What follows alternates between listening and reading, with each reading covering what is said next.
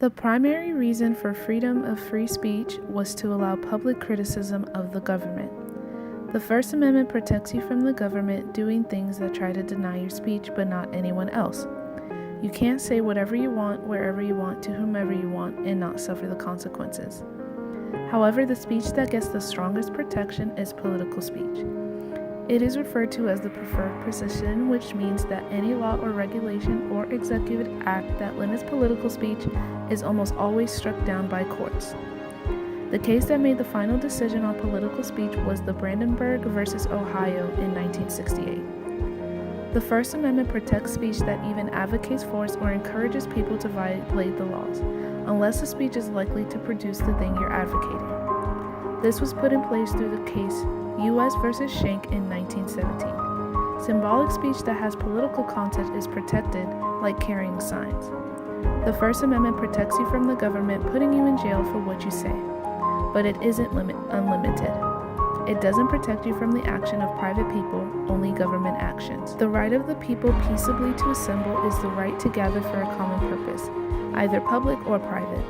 It allows people to participate in assemblies, protests, strikes, sit-ins, and demonstrations. The law protects it when it's peaceable, but the peace doesn't leave due to sporadic violence or unlawful behavior of some individuals. No assembly can be banned under the assumption that it may turn violent. Exercising peaceful assembly should not be subject to permission of authority. The right to freedom of peaceful assembly is an important means where people can exercise their freedom of expression. As you can imagine, it is a challenging, difficult morning. George is on the scene in Florida where another community is in disbelief, shocked by devastating violence, this time at that Florida high school on Valentine's Day.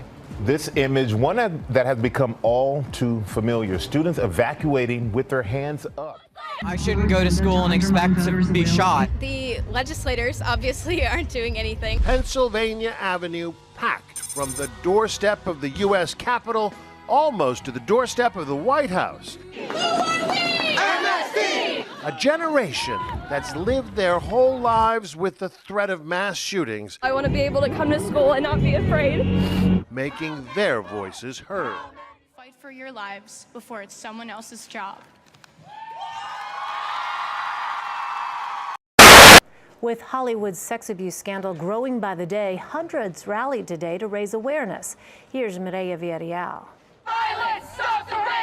Along the famous Hollywood Walk of Fame, hundreds met to take the Me Too movement from social media to the Starline street. Accusations against Hollywood heavy hitters like Harvey Weinstein, Kevin Spacey, and Louis C.K. acted as a catalyst for more people to come forward.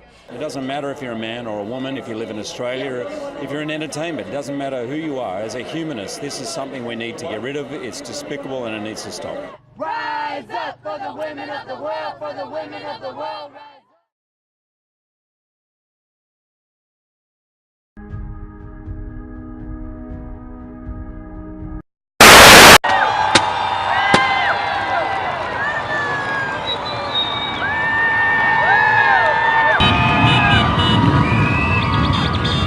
Is undescribable. I mean, you're just so worked up inside. You have all these people cheering.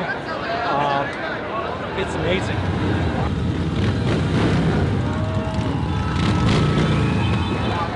Thank you.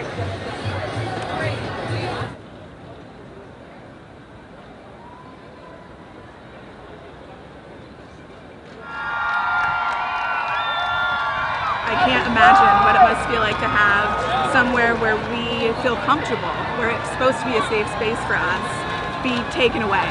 So now more than ever, we need to stand up, stand out, be proud, and join together as a community.